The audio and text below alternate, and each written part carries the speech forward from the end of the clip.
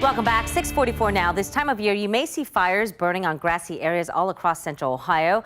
They're called controlled burns. But a viewer recently asked if it's true that landowners get paid to do this. And what about the risk for wildlife and neighbors? 10 TV's Lindsay Mills took those concerns to the experts to verify.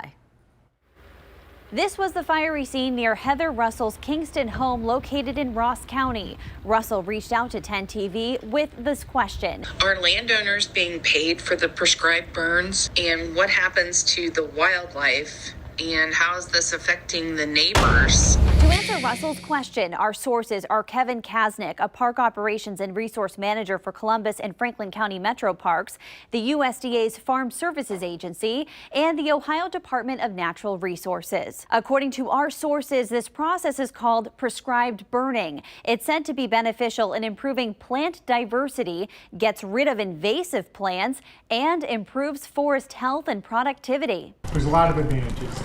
Kasnick says Metro Parks have been using this as a land management tool for decades. The grasses and the species of plants that are burned are adapted well to it and thrive when they're burned. So they usually come back healthier and better than ever. According to the USDA, the Agricultural Act of 2014 provided the agency authority to offer incentives for this, with the goal of improving condition of resources and enhancing wildlife habitat.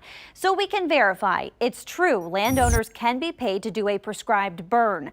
But what about wildlife and people who live nearby? According to the Ohio Department of Natural Resources, some habitats need fires to stay healthy. They also work around specific nesting periods. However, some wildlife may be impacted in the short term, but in the big picture, it benefits the species. We really do our best to conduct burns during periods of time when wildlife are not going to be impacted as much. Our sources say neighbors need to be notified ahead of time. So does the Division of Forestry and the Ohio EPA.